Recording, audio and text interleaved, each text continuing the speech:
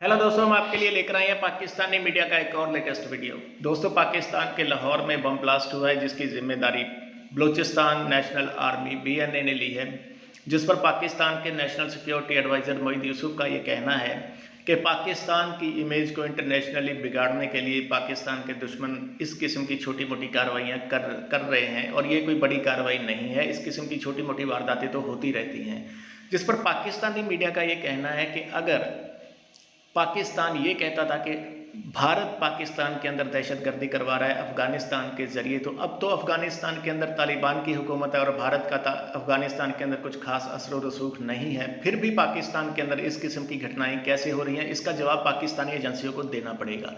दोस्तों, इसके अलावा पाकिस्तान की फ़ौज और पाकिस्तानी मीडिया में भारत की बढ़ती ताकत को लेकर S-400 और राफेल जहाज़ों को लेकर कितना खौफ है, कितना डर है, ये जानने के लिए इस वीडियो को आखिर तक देखें और प्लीज़ हमारे चैनल को सब्सक्राइब करना ना भूलें। जय हिंद। बलोच नेशनल आर्मी है, उसने ये जिम्मेदारी कबूल की है, लेकिन पाकिस्तान जिन हालात में है, एक जानिब हमने डायलॉग इनिशिएट किए नॉन स्टेट एक्टर्स के साथ, फिर उसके बाद हमारा सीज फायर ख़त्म हो गया, तो आप समझते हैं कि ये कोताही हुई है हुकूमत से, इंतज़ामिया से कहीं ना कहीं कि ये वाक़या रूनुमा हुआ? लिमिटेड स्केल पे छोटे छोटे वाकयात, घर के अंदर बैठ के आप कोई टाइम रिमोट डिवाइस बना ले, घर के मवाद लेके घर के अंदर, जिसमें कोई ऐसी कड़ी ना हो जो रियासत को नजर आए, जिसको पहले से रोक लिया जाए, वो भी कोशिशें होती रहती हैं। जाहिर बात है, दुश्मन हमारे कम नहीं है। हिंदुस्तान ने जो पिछले 15-20 साल किया है वो सबके सामने है।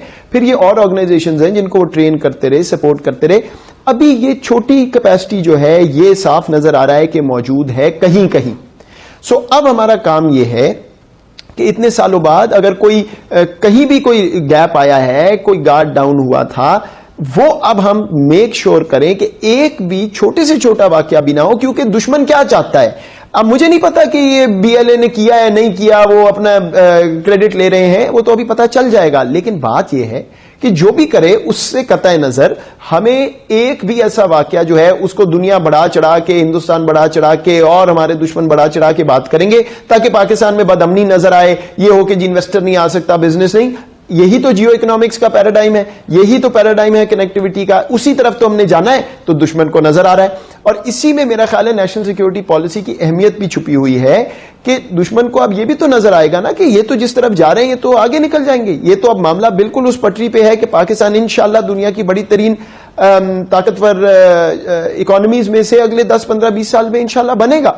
तो ये अब हमें इस पे भी इंश्योर करना है कि किसी किस्म का ऐसा वाकया ना हो सके। ये मैं आपको वसूख से कहता हूं कि उस तरह की लहर, बड़ी बात, खुदा न खास्ता बिल्कुल उस तरफ बात नहीं जाएगी इंशाल्लाह। लेकिन ये जो छोटे वाकयात हैं, छोटे से मुराद छोटा तो मतलब जाहिर बात है इंसानी जान जाया हुई है पाकिस्तानियों की, मेरा मतलब स्केल से है, वो बिल्कुल उस पर भी हमें जीरो टॉलरेंस है और जहां भी कोई गैप है वो हमें इंशाल्लाह फिल करना है। अरे ये मौक़िफ़ रहा है हमारे, आपने तो दिफाई तजिया निगारों की बात की, हमारी हुकूमतों का भी, हुकूमती वज़रा का भी रहा है कि ये अफगानिस्तान की सरजमीन को इस्तेमाल करके पाकिस्तान को दहशतगर्दी का निशाना बनाया जा रहा था। अब तो वहां पर तालिबान की गवर्नमेंट है, तो फिर सवाल ये पैदा होता है कि ये अगर इंडिया करवा रहा है सारी दहशतगर्दी, तो ये कैसे अब चल हो रही है? ये तो देखना अब हमारे कानून नाफिज करने वाले इदारों का जिक्र है। बहुत कम ऐसा होता है कि इन मौज़ूआत पे बात की जाती है।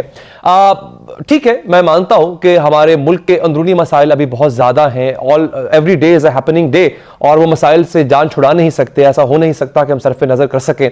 लेकिन ऐसे मसाइल भी हैं जो आलमी सतह पर पल रहे हैं, आलमी सतह पर पनप रहे हैं। ऐसे मसाइल हैं जो हमारी सालमियत के लिए खतरा बन सकते हैं और बन रहे हैं।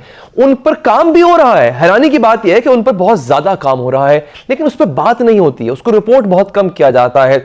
इसकी वजह भी हम जानेंगे, लेकिन आज का स्पेशली जो प्रोग्राम है वो डेडिकेटेड है कि हम स्ट्रेटेजिकली पाकिस्तान जो है वो किन खतरात के इस वक्त सामने दीवार बन के खड़ा हुआ है, पाकिस्तान को महफूज रखने वाले वो क्या सोच रहे हैं, उन्होंने किस किस तरह से महफूज रखा है पाकिस्तान को, हमारे इर्द गिर्द के मालिक क्या चाह रहे हैं, क्या सोच रहे हैं, क्या कर रहे हैं और क्या करेंगे पाकिस्तान के हवाले से, आगे क्या क्या फैसले लिए जाएंगे, ये भी हम बात करेंगे। ये एक यूं कह लें कि हम जब इंटरनेशनल अखबार पढ़ते हैं तो इस वक्त चर्चा हो रहा है हर तरफ और वो भरपूर चर्चा किया जा रहा है। अनफॉर्चुनेटली हम उस तरह से इंटरनेशनल न्यूज़पेपर्स में अपनी जगह नहीं बना पाते हैं for all the good reasons.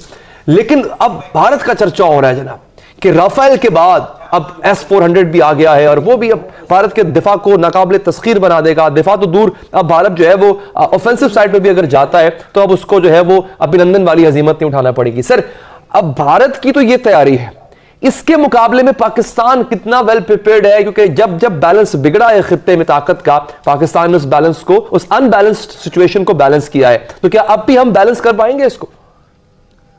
دیکھیے, ہتھیار جب آفینسو ہتھیار تیار ہوتے ہیں تو ان کا توڑ بھی ساتھ ہی ساتھ لوگ سوچنا شروع کر دیتے ہیں اور تیار ہونا شروع ہو جاتے ہیں. اس میں ہمیں سمجھنے کی بات یہ ہے کہ بھارت کا جو اوور آل رویہ ہے وہ ہمیشہ سے ہی ایگریسر کا اور آفینسو کا رہا ہے. وہ جب سے بھارت معرض وجود میں آیا ہے اس وقت سے آج تک اس کا اگر نقشہ دیکھ لیں تو تقریباً اپنے سے 40% زیادہ بڑھ چکا ہوا ہے.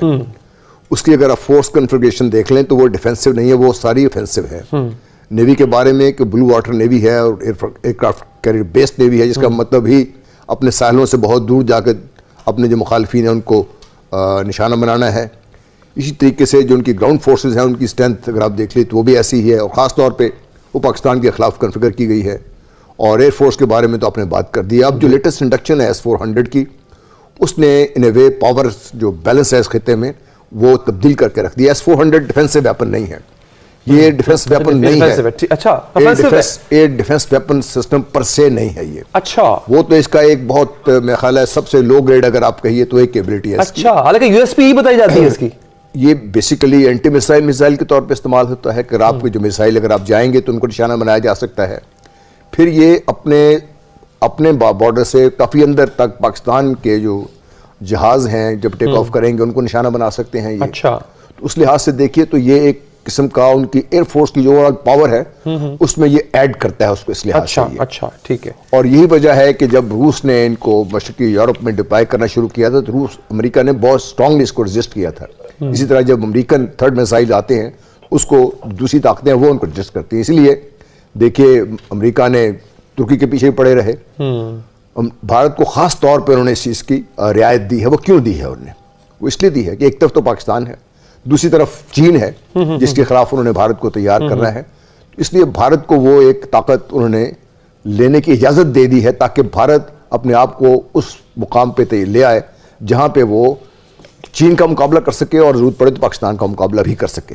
جو آپ نے ذکر کیا ہے S-400 اور ایکوزیشنز کے ساتھ جو انڈینز نے ابھی کی ہیں ان دا ریسنٹ پاسٹ, وہ اگر ہم دیکھیں تو ریجنل سچویشن میں یا پولیٹیکل اور ملٹری لیڈرز انڈیا کے, انہوں نے یہ کافی دفعہ ذکر کیا ہے کہ ان کی جنگ پاکستان کے ساتھ نہیں ہے, یا ان کی تیاری اب پاکستان کے ساتھ نہیں ہے, وہ چائنا کے ساتھ ہے, وہ ان کا ایکسٹرنل تھریٹ ہے.